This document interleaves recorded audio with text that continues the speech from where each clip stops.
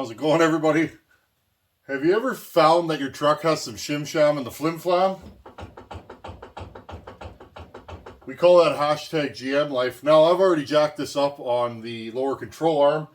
I got a little bit of upper ball joint movement, but this outer tie rod end is just clackety-clacking. We don't like that, so today's video, let's do some maintenance on the old girl, see how far we get. I'll do this side for sure.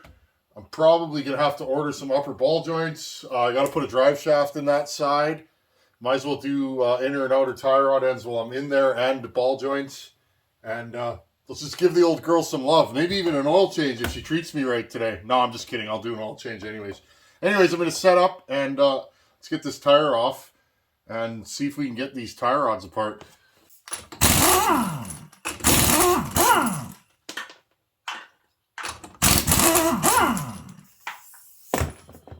I love when the wheel just falls off. Remember when I got this truck?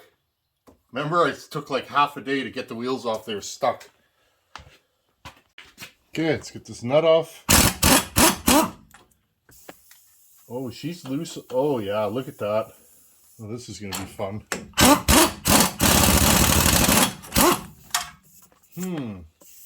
Yeah, I fully expected that to be the party we're playing.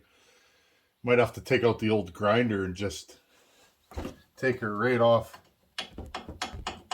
Wow, is that thing loose? Okay, give me a second. Okay, let's see if we can get my pickle fork in here. Put some tension on it.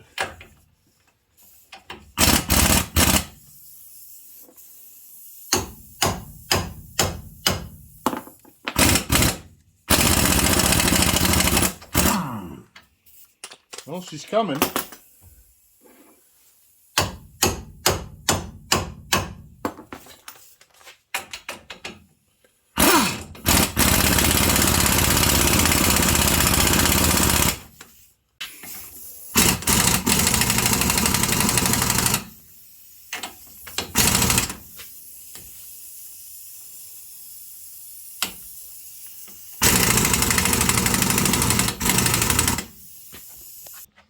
Okay, well the outer one is stuck. I got the nut off the inner one. Just like that. The good old pickle fork. Now I'm probably just going to cut this nut off here. Right here. I'll probably just cut it off. And make sure she's good to go. If the tie rod ends and adjuster collars, I bought her wrong. Well, this thing's coming off the road anyways. So brakes look good. I think I'm going to order upper ball joints. They're loose. I mean, GMs eat upper ball joints like crazy, but these ones are getting there, so I'll do them at a later date. Okay, here's the new inner adjuster collar and outer tie rod end. They are different. I mean, they will work in a pinch, but the hole for the grease fitting and the outers is on the bottom. On the inner, it's on the side, so you can get at it. I mean, you could still get at it, but these are hard to grease enough as it is. So I marked center with a caliper. I don't know if you guys can see that mark right here. I marked center of that with a caliper, and I measured to the center of this grease fitting, and I got 15 5/8. So I'm just going to set this up so it's 15 5/8. That should give us, you know, good enough steering for what we need. This truck doesn't wear tires or anything like that. I rip up and down the highway. It doesn't pull. It goes straight as an arrow. It kind of wanders a little bit, and the rest of the steering seems pretty stiff, so I have a feeling this thing was doing this real bad. So whatever, this makes me feel better that I'm finally doing this. So I'll set this up and we'll throw it back on the truck. Okay, so I got my inner and outer tie rod assembly. And again, I measured it to the exact size I need, which is 15 5/8. It should get us pretty close. Put my nut on here.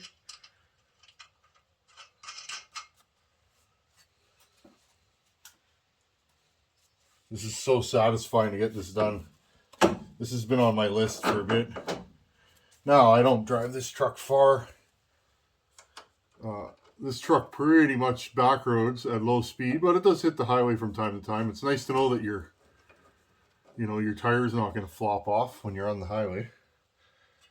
Okay, there we go. She's not, oh, she's going to be tight now. We'll just tighten these nuts up.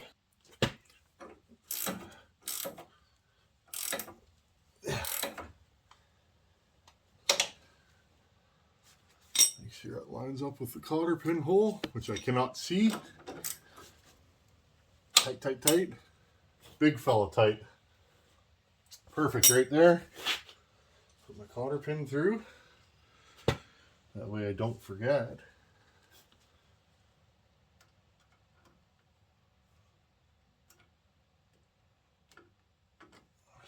Just give me a second here. Okay, cotter pin's in. Grab this one. Tie rod ends aren't bad. Sometimes they're a pain to get out, but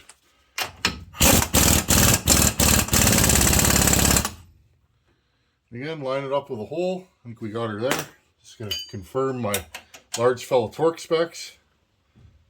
Yeah, that's tight. And put the cotter pin through.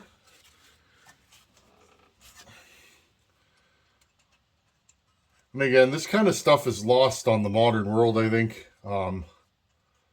People just buy vehicles, drive them for till your lease payments are up or whatever, and then get another one. I'm not like that. I tend to keep my vehicles, maintain them myself, and just keep them going. I don't know. That's just how I roll. Okay, now I got to tighten up the adjusters. And again, trying not to move them. I'm going to re-measure what I got here center to center and just make sure my overall length hasn't changed. Because again, one's threaded reverse thread and one's threaded normal thread. Now, I put this lock nut on here so that I knew that this thing wouldn't move, right? So I think we're good. We'll call it good. Just got to tighten those down. Grab my 3/8 impact. Tighten these collars down so this thing doesn't move. What size is this? Oh, interesting. No, we're good. There we go.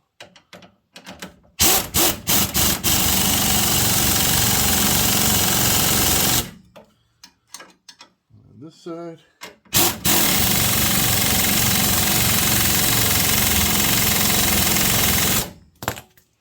Nice and tight, not going anywhere. There we go. I'll grease both sides. Now that upper grease fitting that's up here is really hard to get at. They get missed all the time, but the rest of them should be easily accessed. Now I'll do the other side.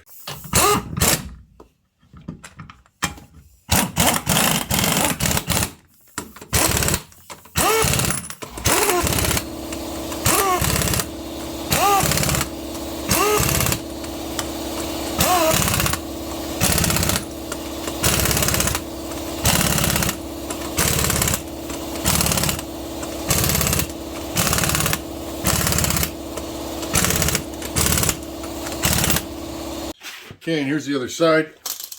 Exactly the same as the first one. Again, I made my assembly the same. They were actually within a 1/16 of an inch the same size. So that made it a little bit easier. This side wasn't bad.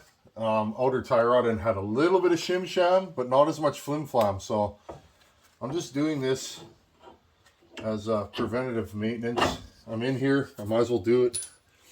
And this side came apart easy. It's the thing about tie rod ends, you don't want to leave them till they're as loose as I did, because what ends up happening is they become hard to get off because they're so loose.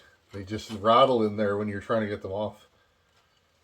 Now, I was going to do, I'll show you guys here, I was going to do a drive shaft today. I'll bring you guys right in. You guys can see this boot's torn. Again, the weak point of these Chevys is the front ends. I mean, they're still strong, but you got to work on them more often. They are super easy to work on though. So, I mean, You don't really need anything special. I need sway bar links to take off these drive shafts. So unless I want to drop my ball joint or take the knuckle off, which I really don't want to do. So I'll just wait until I get sway bar links. This axle's not clacking or anything, but it needs to be changed. So you guys can see right there, I still have a leak. I'm waiting for my hydro boost, and then this truck will be good. Honestly, friends, I've had people message me. They say, "Oh, it seems like you work on that truck a lot." Not really. I drive it for 6 months, and then I just defer all the maintenance, and I do it all at once. But it's been a good truck. It's reliable. It's never left me on the side of the road.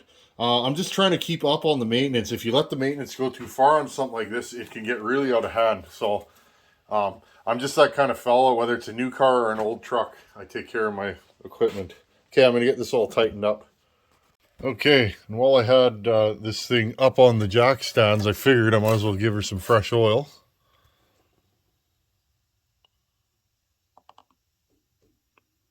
There you go, she's right to the full mark.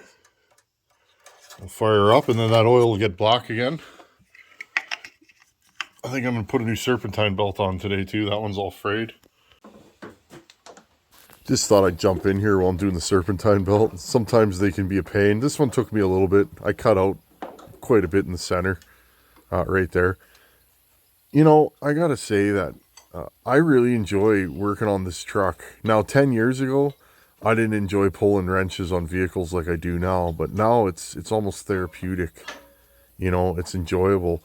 And really, it brings me back to a simpler time. My first jobs when I was a teenager was working in tire shops and automotive shops.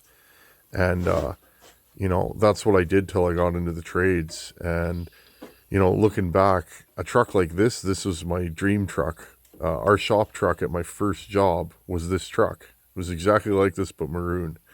And I think driving this truck around just brings me back to a simpler time. 16 years old, rolling around in a 3/4 ton with a plow on it.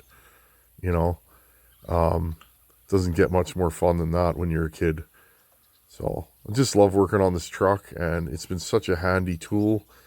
And really, it makes my life so much easier to have this truck. So there you guys go. There's the serpentine belt. The old one was frayed, and it's nice to have a new one on there. Let's fire this thing up, check the oil level, make sure the new belt's not gone haywire.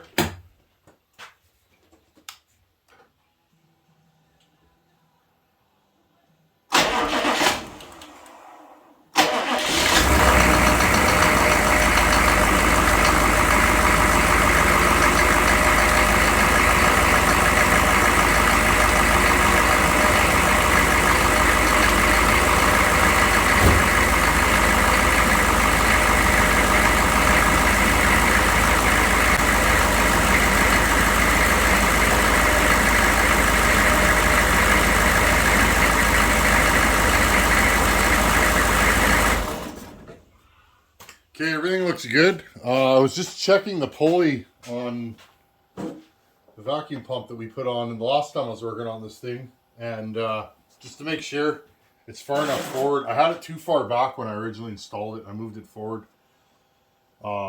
Hence the ripping on the old belt, but the old belt was ripped anyways, so I think the belt was already too far in on that old vacuum pump because I kind of lined it up the same. Let's check the oil.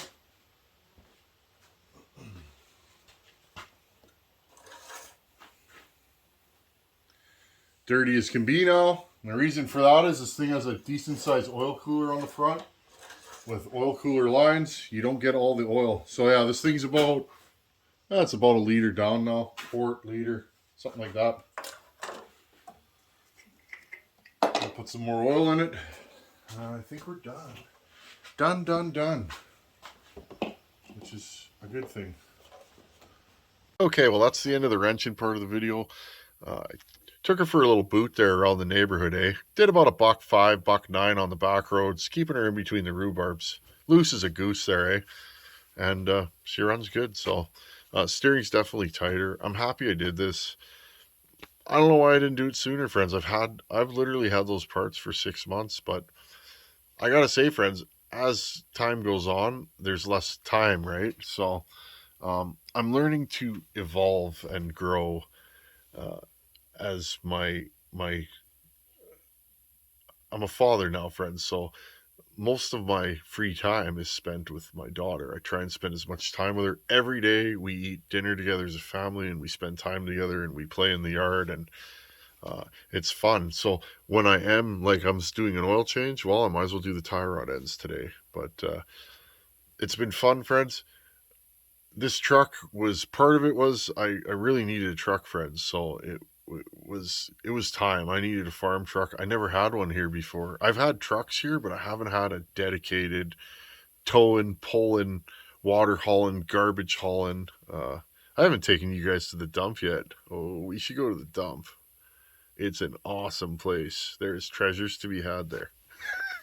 Am I kidding or am I serious? I don't know. Maybe we should go to the dump in a video. It's part of being a prairie Canadian. You got to go to the dump. There ain't no garbage service here, friends. If you got garbage, you got to haul it yourself. So having a truck like that has been so awesome. And we've done a lot of work to it, friends, over the last 2 years. But it goes to show you can take something that's been sitting for way too long and make something out of it again. Now, moving further on, that brings me to my next thought. Friends, unfortunately, the wood weasel's pretty much done. There's almost nothing left to do on it. I've done all the maintenance. Everything that needed to be fixed is pretty much fixed on it. It's not perfect, but it's pretty close. But moving on, friends, that truck is a rag cab, and I'm trying to evolve and embrace my new life. I'm a dad now, and there's been a lot of changes, and they're good, and I'm rolling with the punches. But one thing I'm going to say, friends, is I need an extended cab. I need a bigger cab. Uh, a big cab is more important than a big bed to me now. So um, I think what's going to happen, friends, is I'm on the lookout. I'm not buying a modern truck, friends. I'll tell you that. I have no interest in the new stuff. They're cool. They're powerful. They're you know modern diesels and modern heavy trucks are incredible, but I have no interest in that. So I'm looking for a super cool truck about that vintage diesel, of course. I like my diesels to replace that, but it has to be an extended cab. So um, that's what's coming up in the future. I know the Wood Weasel's been part of this channel and part of my journey on YouTube for the last couple of years now. But all good things must come to an end. And I know what some of you guys are going to say, Tin Man, you got nothing but space to park vehicles. I agree. Here's the thing though, if I let that thing sit, two things are going to happen. Number one, it's going to rust because it's going to sit outside in the winter.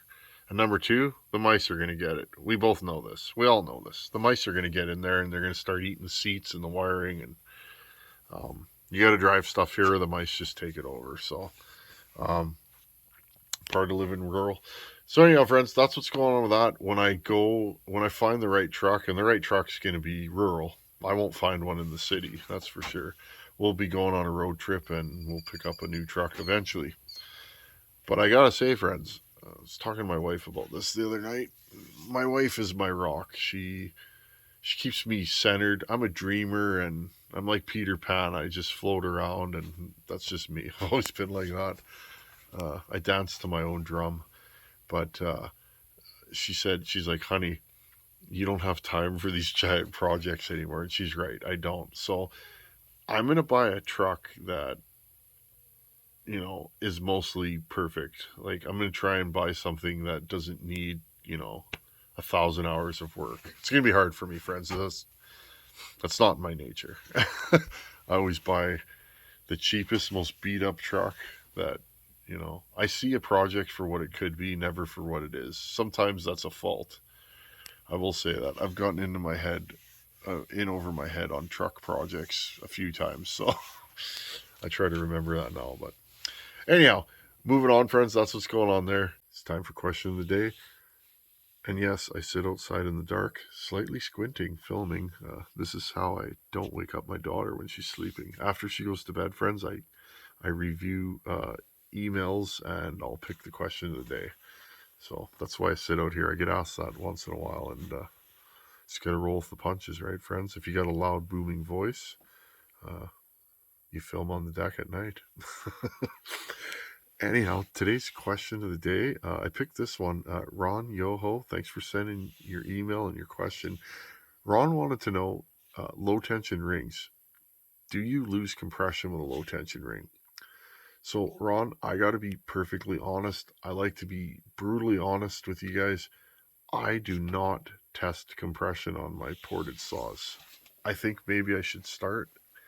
Um, to me, they either run good or they don't. Now, I've built really strong saws that have very low compression, and I've also built, lackadaisical saws that have high compression. So I don't typically test for compression. And also, if I put a low tension ring in a saw, it's usually a fresh build, and I haven't tested it with a ring because if I put a new ring in the saw, a stock one, I would have to break it in, wait, say 5, 6 tanks before the ring's fully seated, then check compression, then rip the saw apart and do the same kind of deal. And maybe I should do that down the road. Maybe that would be a good set of data to put in a video, but I haven't done that yet, Ron. So I'm going to say by feel, I think you lose a little bit of compression. But honestly, if you don't thin your ring too much, see, here's the deal. Your low tension ring, you thin the inside with, I just use a sanding drum on my Fordham and I go around. You have to decide how much you want to take off. The idea is you want it to have some spring still, but less spring than a stock ring. So if you have a stock ring, you can use that to check and check often and measure it and try and make it as consistent as you can all the way around. It could take a while to build a low tension ring. But when you get it right, you really shouldn't lose much in the way of compression, but I think you will lose a little bit. Um, Try and do that, Ron, and run the saw before and after if you could without a low tension ring, and with one, you will feel a difference. I can in my builds, so I keep doing it. So, anyhow, Ron, I wish I had definitive answer for you, but I can't say for sure, but I think you do lose a little bit. So, anyhow, everybody, thank you for continuing to send the emails with the questions of the day, and thank you for hanging out here. Thanks for watching. Take her easy. Later.